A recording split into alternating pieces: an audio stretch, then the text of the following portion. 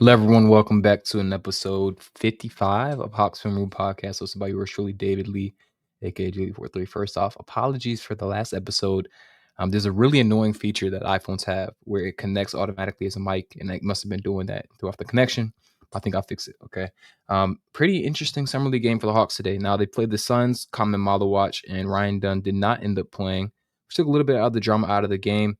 The Hawks ran away with this one in the fourth quarter. The Suns did make it interesting throughout the third, but a really strong closing fourth quarter from the Hawks.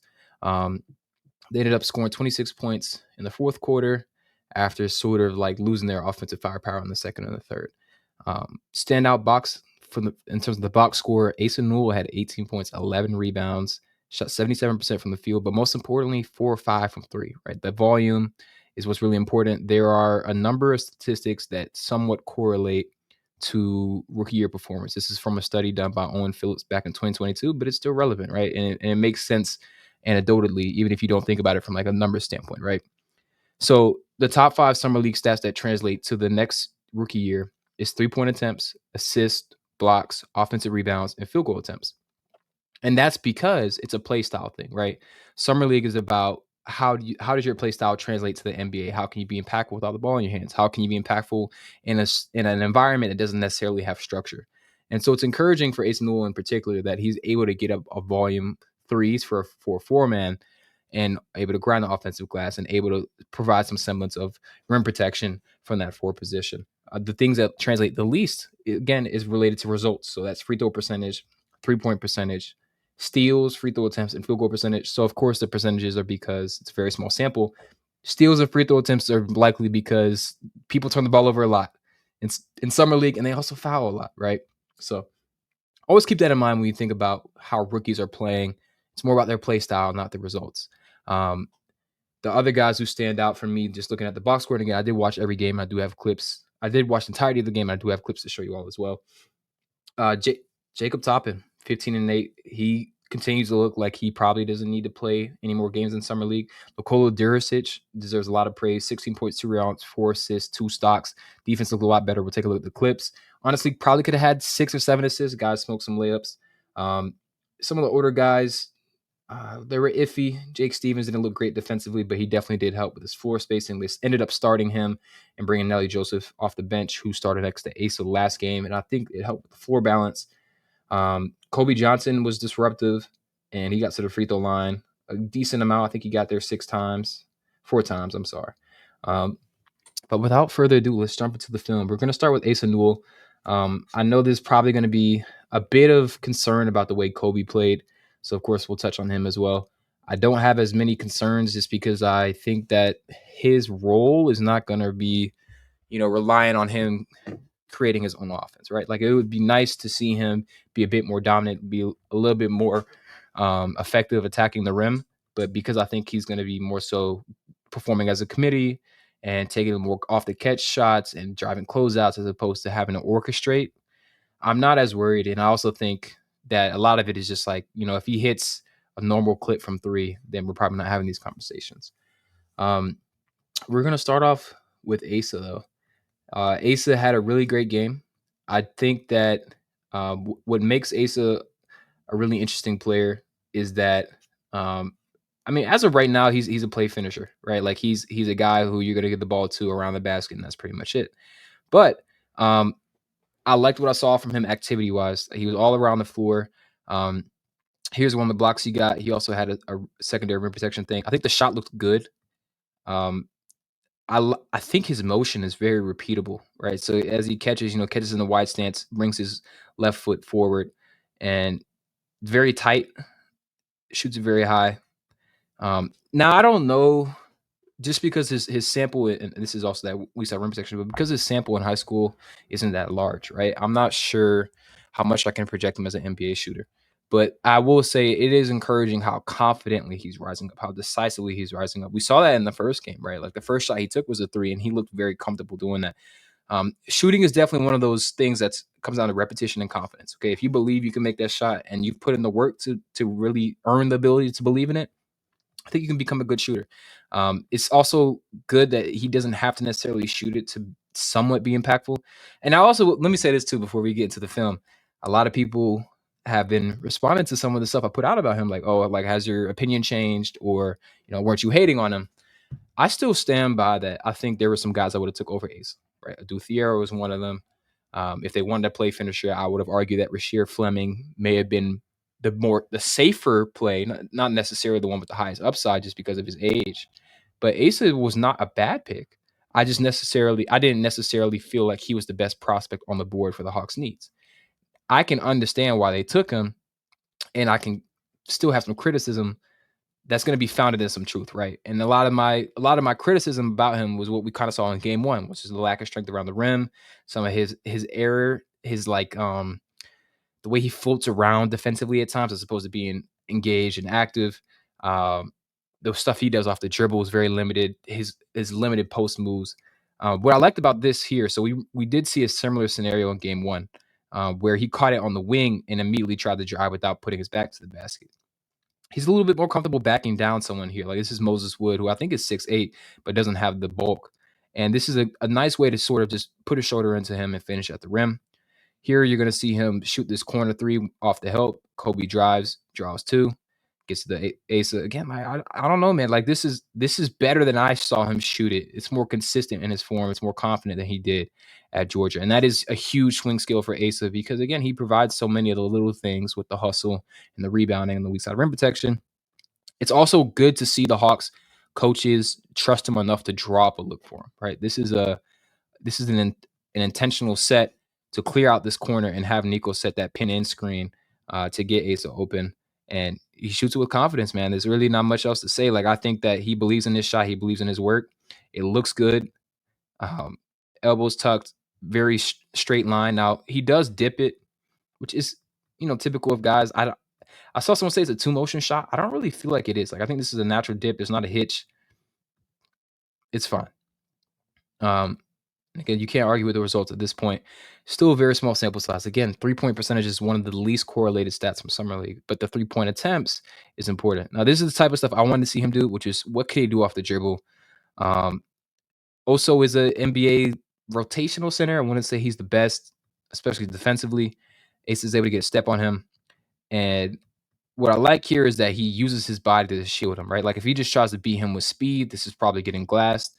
But Ace is going to take that left step and then step into him with the right, bump him off, and then finish with his left hand to the strong side. So it was a good opportunity for Ace to attack here because he can go to his strong hand from the right side of the court. Like, we saw this with Jace Richardson a lot at Michigan State. This next play, I believe, yeah, he's shooting a contested quarter and three. I also, just in general, like the motion that the Hawks are playing with. This is not an easy shot, and that is a smaller guy in front of him, but he's got a hand in his face and he rises up and shoots it. Like, again, there's a difference in just shooting open threes and taking contested ones and being confident in it. So great to see that. Here you're going to see him hold up against Oso, who is an NBA strength, like strength wise. I think he's one of the strongest centers. So to see Asa take that bump and remain, give him a strong enough contest that he misses that shot. Good to see. Good to see. And then here he just runs the floor really well. I'll pull up some of the more like the switching clips and the defensive stuff. But here Nico pushes the pace, and then Ace is able to finish the play off. And I think, at the very least, we know that he's going to provide some play finishing stuff. And that was always the appeal with Ace. It's like, okay, we feel pretty good about his floor. He's an athlete. He can grind on the glass. He's going to finish plays at a high percentage at the rim. Now it's about what else can you do?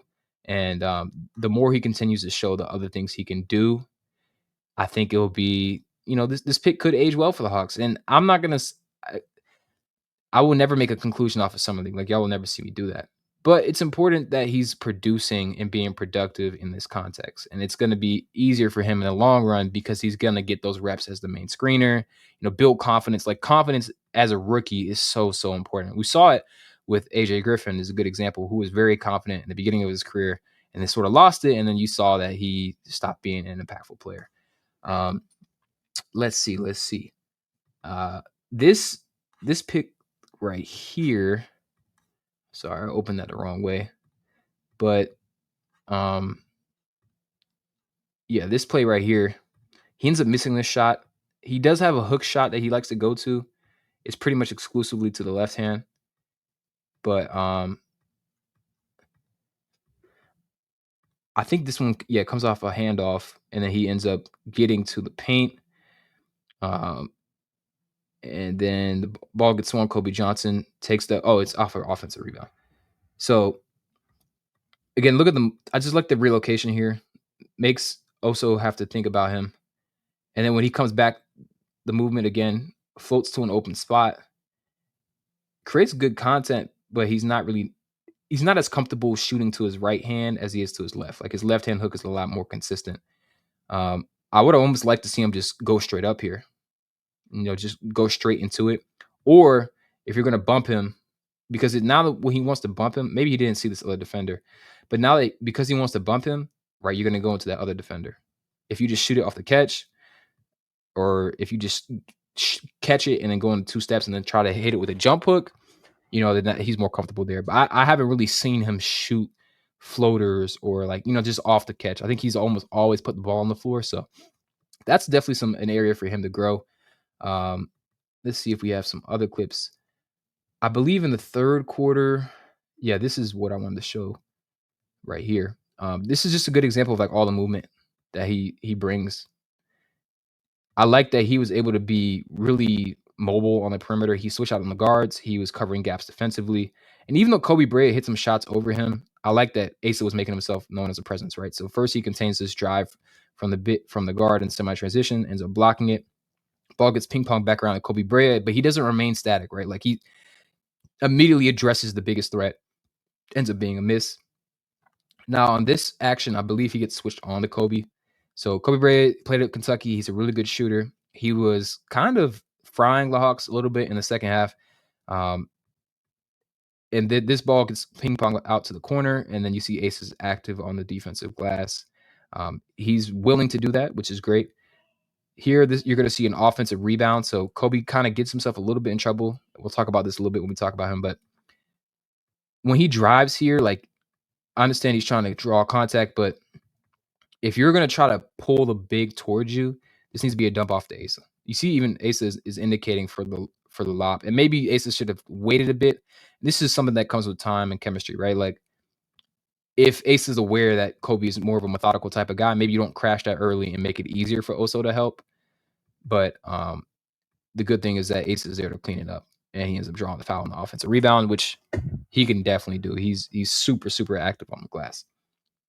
Now, this is what he looks like guarding a space against Kobe Bryant. Good job moving his feet, a bit of a push off, and then he gets a good contest. Again, sometimes good defense gets beat by good offense, and I'm not mad at that at all from Ace. It's a good rep from him guarding on the perimeter. They're going to try to force this mismatch here again. So here comes Kobe Bryant, comes screen from Oso.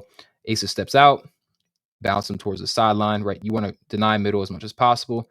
This is a good stance from Asa to try to deny him from going to the middle, shuttle him towards the baseline. And as he gets here, he just creates a bit of separation, and it's a good shooter taking a tough shot, right? But that's good defense from your rookie power forward. Here he is against Boogie Ellis. Kobe Bryant comes to set the go screen, and it's pretty quick processing from Asa to say, "Hey, I'm gonna stick with Kobe. You pick up Boogie Ellis." And then as JT Toppin comes to X out, because again, Kobe Bryant is a scary shooter. Now watch this X out from Asa to give out to the corner. Really good defensive processing from him. Then he runs the floor, and Kobe ends up missing the shot. But you see Asa crashes. They kind of got him with these 2 weak push-offs. I don't really think that should have been a push-off. He should have had 2 other offensive rebounds in this game. I think I may have a little bit more. Yeah, so the rim protection. So let's talk Kobe, man. Box score isn't super encouraging from a scoring perspective, especially because he wasn't efficient in that first game. It did feel like he kind of got shafted a bit by the refs. He shot 3 for 17. Every 3 he shot has been short. I do wonder if that's related to rehab, whether it's he put on a lot of muscle or he's not exactly confident in the shoulder, but that's something to note. What I sort of want to glean from this box score, there's definitely some negative things to take out. Obviously the efficiency isn't there, but he had 9 assists and 1 turnover. Okay. That's good, because if you're going to be missing shots, then I would prefer if you take good care of the ball, right? And that's kind of like the trade-off we saw in the finals too, where you would see that SGA would take a lot of shots, but because he took so good control of the ball and he was taking them from the mid range, he wasn't turning the ball over. And so this concept of the turnover economy is important because it means that the shot, you may have a 45% chance of a shot. A turnover is a 1.3 points per possession opportunity for your opponent. And it's a complete lack of opportunity to get to score on the other end. You put up a contested shot, you at least have an offensive rebounded chance. Not to excuse the efficiency, but more so to point out what he did really well, which was take care of the ball. Now, there were moments, though, where I really wish he would have, lead him to that a little bit more, right? So this is a transition look, right? At this point, the Hawks have a numbers advantage. This should be a bounce pass to 41, who's Jack White. It should be a lob. It could be whatever. Or what I think Kobe wanted to do here was gather against Boogie Ellis and get it back to number 19. But hey, what do coaches say in high school, middle school? The ball moves faster than you can, right? If he gives this up to Jack White here, it forces Boogie Ellis to play too. Because he holds on to it for so long, it allows Boogie to just sit there defensively. Now this option is gone. Kobe wants to get it back to number 19 or to the big, which isn't a bad idea, but he just ends up, it doesn't look like he protects the ball well enough, and it gets slapped away. And now they go back the other way, and this is Boogie Ellis. Wait, so sorry, I think I mixed up the names. But anyways, number 51 here is Boogie Ellis, and he shoots a pull-up three. So now it ends up being a 5-point swing because Kobe didn't get off the ball quick enough. I do think anytime you have a stretch big, it's a huge boost for a guy who's a methodical scorer, right?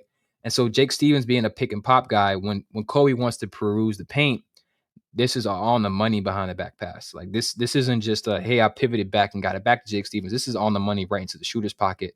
He steps right into it. Jake Stevens is a 39% career three-point shooter in college on 500 attempts at 7 feet. So he's kind of like the KP analog for the summer league team. Here's an example of a missed three from him. Like game one, all the misses were short for the most part. He ended up airballing too. So he's going to get off the ball, get back to it. This is a good shot. I have nothing wrong with it. I like that he's getting threes up. I like that he's getting to the free throw line. They just weren't necessarily falling. This is a good pass from him. Let's see when he gets on the ball. So here he is in the middle of the floor. He's going to set a little ghost screen, create a little bit of misdirection. He's going to act like he's coming for this dribble handoff. He sees this in denial, so he's going to go back door. This is a good read. What it does is force Kobe Brea to have to step up and cut off his drive, and now he's able to get it to Jacob Toppin for that movement three, who is probably playing his way into death minutes for the Hawks because he's really been really good. I think I have some other things. Yeah, let's go to the second quarter. One second. So defensively, I thought he was a mixed bag. I thought that this possession at the end of the second was kind of unacceptable. I like that he's putting pressure on the ball here. What he ends up doing is just a cardinal sin. Like in basketball, you can't allow guys to go middle. And unfortunately, that's exactly what Kobe does, right? So here comes the screen. Ball, his man gets off the ball. Now, when the ball gets back to his man, and this is somewhat so as it looks like they were going to set up a Spain pick and roll, but they ended up not setting the screen, right? So typically how you defend Spain pick and roll is you pass off assignments if you have like decent enough size to switch onto the big. So here Ace is sitting in drop. So Toppin isn't exactly sure if he should go to Oso or not. And because of that, Kobe has to guard too, right? Like at this point, when Toppin turns, he should see that Ace is in drop. Oso isn't a shooter. I stick to my assignment, right? Or I pass off my assignment. And that's what he says, right? Like, so here, Toppin's original assignment was number 14, Kobe Brea. Because Oso comes up to set the screen, now Toppin is guarding the big man. At this point, they should just pass off the assignments again. That doesn't necessarily happen. Toppin goes and puts 2 on the ball. Now Kobe has to split 2. At this point, now he has to recover back out to the guard. If this was passed off correctly, then this is probably a dead possession. But now because Kobe has to split 2, he's not in the best position here, but I understand why he's playing it this way. He doesn't get a great positioning here against the guard, has to kind of concede middle and ends up being a foul. But not necessarily his fault, but it's a point about how it can be tough to overcome, being in bad positioning because the way your teammates may not exactly be, playing it the best way, right? So here off this offensive rebound, Kobe's going to drive. And this is a good example of what he looks like when he's not having to orchestrate against a set defense. He drives, gets to his sweet spot, nice little pull-up floater over the big. Kobe Johnson ended up getting some deflections. Let's go to quarter three. So, yeah, like I said, a lot of short shots for him, man. And I actually liked all of them. Like this is good guard work, right? This is good guard work to get your big to get to the right side, snake the pick and roll, get back to your spot, create space with that step back. And he just ends up airballing it, man. I don't really know. I would love to see him at this point. I do think he's proven enough. Not proven enough, but I think I've seen enough for him to like not want him to play another game. But I can understand why the Hawks might want to see him do that. Some of the drives, I didn't like that he didn't necessarily have. He didn't look like he knew what he didn't look like he was well prepared when driving, if that makes sense. Like he didn't necessarily have a plan. Um, it's really a miracle he gets this pass through at all. When you want to drive baseline, you got to make sure that pass is going to be there and on target and on time. Um, Otherwise, you need to. And I also think the bigs weren't rolling great either. 41 kind of rotates over a little bit later. But the Hawks were moving the ball around pretty well. This is a nice pass. It's good that Kobe kind of jumps on this. Kobe Johnson jumps on this just enough to get it through to Jack White, who drills the three. Here's another example where it's just like I don't feel like he was able to get enough separation to get his shot off at the rim. So guards out of the picture at this point. He's engaging Oso. To me, this looks like a lob. I think he was trying to lob this over Oso with that release point. Um, but he just didn't get enough on it. You probably have to fake this pass and try to get it down to the big for this to work. It's a rough situation to be in.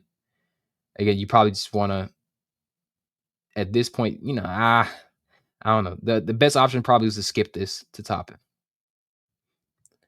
And he's left-handed, so he can do that, right? He got himself into trouble at times. So off the missed three, Asa ends up getting the ball to Kobe. You're going to see Kobe attack this pick and roll. He snakes it, but he picks up the ball. Probably shouldn't have done that.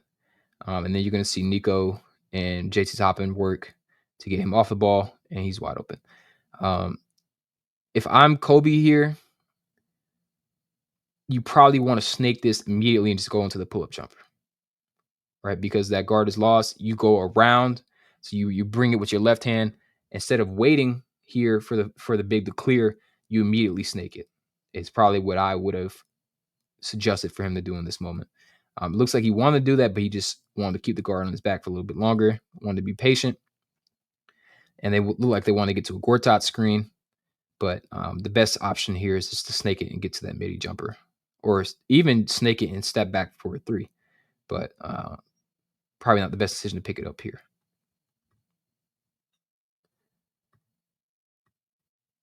Here, he's in help.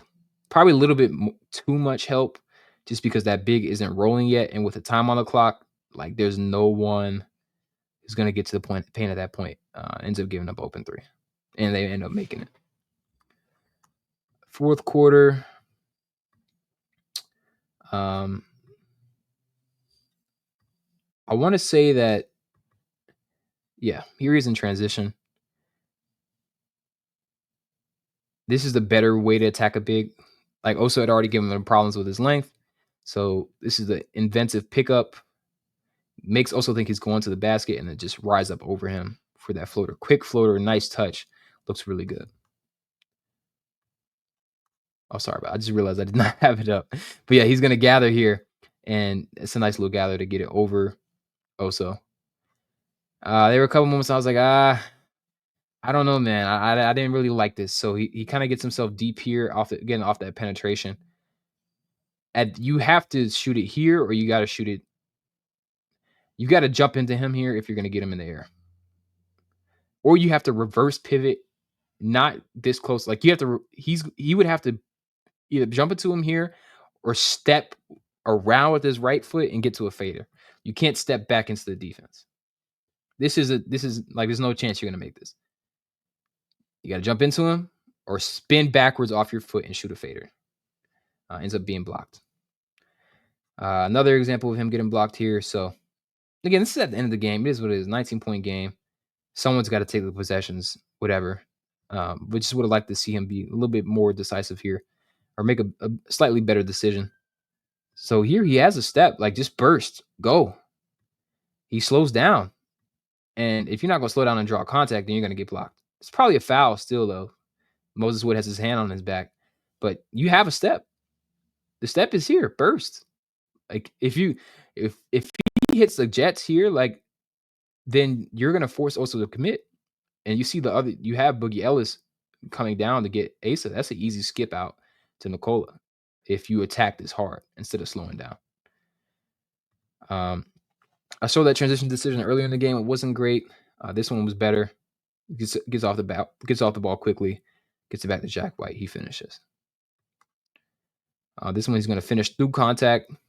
So he's pushing the ball, creates that contact for Boogie Ellis, and I'm not giving him the call. Looks like Kobe won in it. This is another block. So you got blocked 3 times.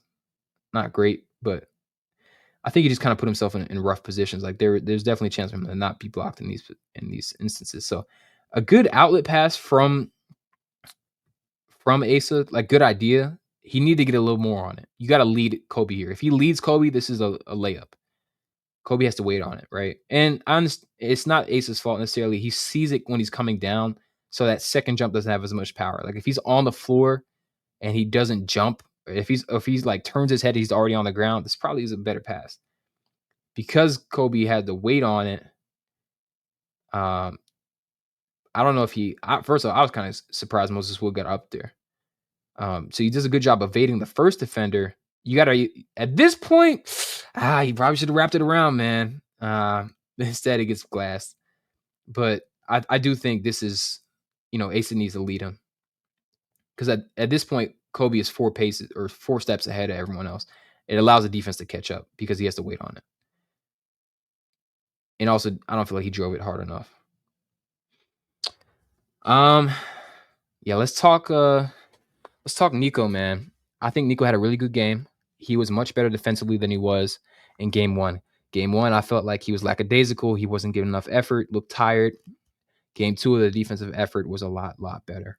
And as I've said before, that's how he's going to get on the floor. It's important that he continues to show that type of effort because with his frame, even though he doesn't have the best wingspan, he still has enough bulk and size to just be a difference maker, right? So what I like about this play right here is Nikola's going to be running pick and roll in the middle of the floor. And he's going to advance the ball here, just sort of rotate the defense, swing the sides. And as he gets into this pick and roll, it's a quick decision, right?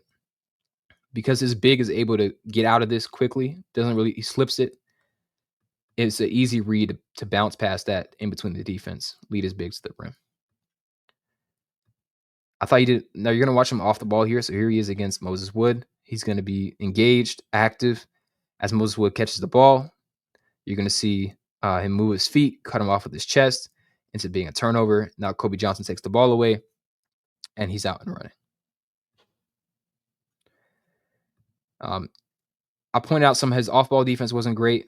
Game 1, here he is guarding Moses Wood. So here comes that screen in action. He's going to get through that screen. This is a really good job beating the screen by stepping around it. Catching Moses Wood with his chest negates that initial chance for the Suns to enter the ball into Moses Wood. Here's Nico off the ball. He's not necessarily being involved in the action, but when the shot goes up, eventually Nico's there to take the board. And I like that he was intentional about getting the board, high points it, and then he spots an advantage with Kobe Johnson running and ends up drawing that foul. Ends up resulting in that being drawn a foul. And if this doesn't end up being a foul, it's probably a layup or at least a foul at the rim for free throws. He has I forgot to include this in his highlight reel. But yeah, I think he shoots better off the dribble than he does off the catch. So here comes the handoff, one dribble to the left hand, pull up, knock it down. He ran the floor really well too, so he's not on the ball, but he understands that there's going to be an advantage if he can creep behind number 22. Boogie Ellis is lackadaisical, catches him with the pump fake, finish it. I think there's some other things too. Yeah. So here Kobe's gonna drive it, get it to Nico. Nico's gonna rip through, get baseline. This is a really crazy pass. So he spots Jake Stevens all alone at the top of the key. He's not looking, and that is a pass between 2-3 defenders that hits Jake Stevens right in the hands. He probably could have shot this. He ends up making the decision to pass it to Kobe. Unfortunately, just falls short, man. Like, I don't think there's anything wrong with the way Kobe's shooting or anything wrong with the type of shots he's taking. It's just ball's not going in the hoop, which is rough. Also, the broadcast kept saying that Kobe's a scorer and he's got to keep doing that, and I think he is. But obviously, the fact that I'm not as worried about him should tell y'all and tell the rest of Hawks fans, like, it's not about just the scoring with Kobe, right? Like he's been disruptive in the minutes he's had. He's better as a off the ball shooter than he showed too, and the threes that he has in the summer league have been off the ball. Now, I don't know if this is a pass or a shot. I couldn't even tell you. I like this. It looks like he's trying. Now that I look at it, probably a shot that gets deflected. Wild thing for sure. He also did drive in the help once. While I did feel like most of his drives were good, this one was not great. So here comes not Stevens. Is that Jack White? Or is that Stevens? It's Stevens, yeah. So here comes Nico. Touchscreen from Jack Stevens. As he drives this, you're heading into nose man's land at this point, right? Like, this is a trap. You probably need to get off the ball quickly to Stevens here and have him swing it to 41. Ends up catching himself in the bad situation. Now, you had a chance to bail himself out here if he held onto the ball. Could have maybe spun, hit it out to the weak side. I see what he's trying to do. He's trying to step across, but not the best decision to try and attack that with the way that they're with the way the help was looking. Again, here's some more defensive stuff from Nico. I like that he was able to use his size here, right? So he doesn't fall for the step back, and he gets through the screen, or at least that little brush. He was ready to get through it. You see his hand is there, and as 53 goes for the step back, Nico's able to. Now that I slow down, this is even more impressive than I thought, right? He doesn't stop his momentum here. He just pushes off like he was ready to cut off the drive with that right foot. Do y'all see that? And then he jumps forward off that right foot to contest the shot. And that's why he was able to catch that block. Like, he didn't slow down here and decel like most people would have to when there's a change of direction. He just launches himself off that right foot. That's impressive. And the block is nice as well. But I'm really impressed by the fact that he was able to catch himself off that foot instead of having, like, a lot of times you'll see people chop their feet. So if he would have chopped his feet, this is a clean step back. This is why you record and watch the film later, because I think that looked really good. Now, he ends up missing this, but I thought this was a good look. Again, attacking and creating separation from a standstill. Actually, no, this is the pass. So first thing, no screen here. 5 seconds on the clock. Mano y mano. Can you create separation? Nico can. So he gets here. He draws both defenders, and then he shovels it to number 35, who somehow gets blocked by Kobe Brea. I don't know how that's possible at 6'9" with a 7'2" wingspan to be blocked by someone with a negative wingspan at 6'4". Or actually, I can't even tell if he touched it. I just think he lost it, or that's just bad touch. But yeah, that layup got smoked. Here's a pull-up midi for him. He's going to go into this handoff with Jake Stevens. Reject screen, right? Quick decision. Boom. I'm ripping through. There's a foul. I'm getting to my spots and I'm pulling up.